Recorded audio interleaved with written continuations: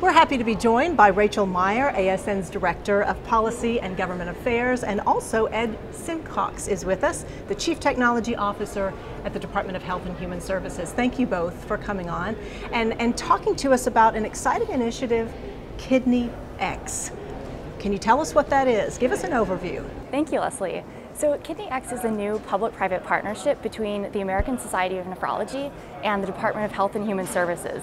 It was just recently launched, and we're here at Kidney Week talking about this exciting new initiative. The mission of KidneyX is to foster the development and innovation in the prevention, diagnosis, and treatment of kidney diseases. The burden of kidney diseases is really staggeringly high and very underappreciated. Yeah, the burden is high. So 40 million people in the United States have kidney disease. Those are really high numbers. Yep, shocked me. Yeah, and 100,000 people a year start dialysis.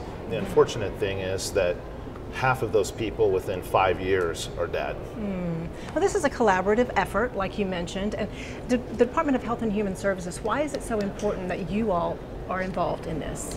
So in my role as the CTO and out of our office, the office of the CTO, we're really focused on innovation, public innovation, private innovation. We're focused on public-private partnership, and it's really important. So we regulate a lot of what goes on. And so if we're going to see innovation, we have to be proactive and really go after that. How are patient voices factored into KidneyX? How do the patients get involved? So the patient voice is really critical to everything that KidneyX does. One of our key principles is to be patient-driven, not just patient-centered, but patient-driven. And although we have just recently kicked this initiative off, we've already engaged patients in a number of ways. Patients really helped us in selecting the first area that we'll be funding a prize competition in. We've held a couple of listening sessions across the country to really hear from patients and what are their concerns, what kinds of products, innovative things do they want to see that they don't currently have. And as we go to launch our first prize competition, which I think we'll be talking about, we're actually embedding patients in as part of the judging process. We want to ensure that as KidneyX calls on innovators to develop products in new spaces, they're interacting with patients from day one, not developing a widget and then figuring out, oh, is this something that a patient actually wants? So it's really all about the patients with KidneyX. Bringing them in at the beginning. Bringing them in at the beginning. Important. The prize competition funding, that sounds exciting. There's a prize involved. What area are you focusing on first? So the first area we're focused on is really redesigning dialysis.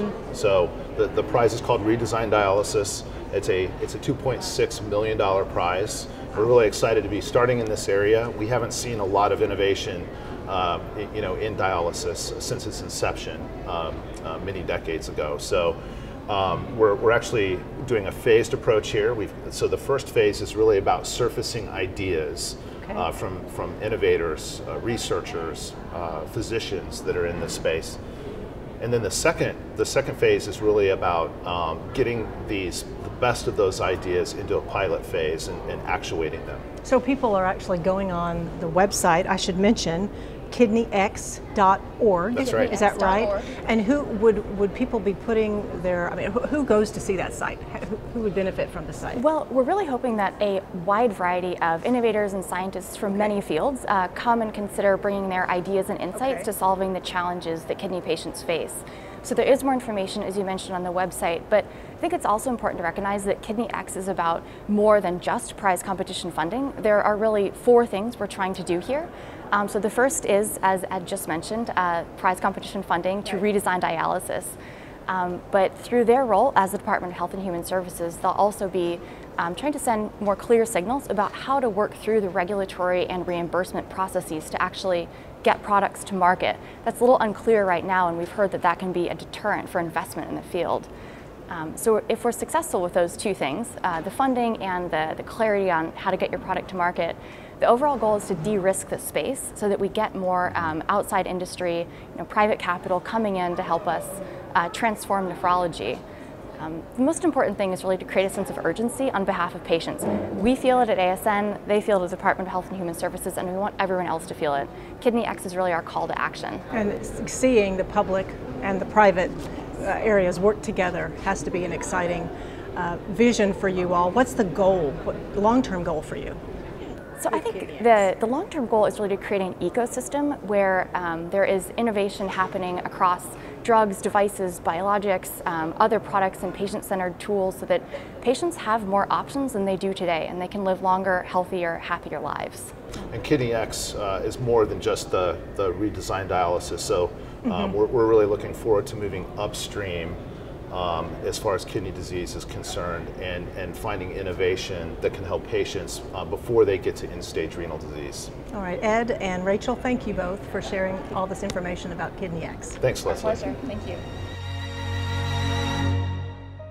ASN TV has all the coverage you want from this year's conference. Be sure to check out all of the content, which is updated every day here on YouTube during Kidney Week 2018.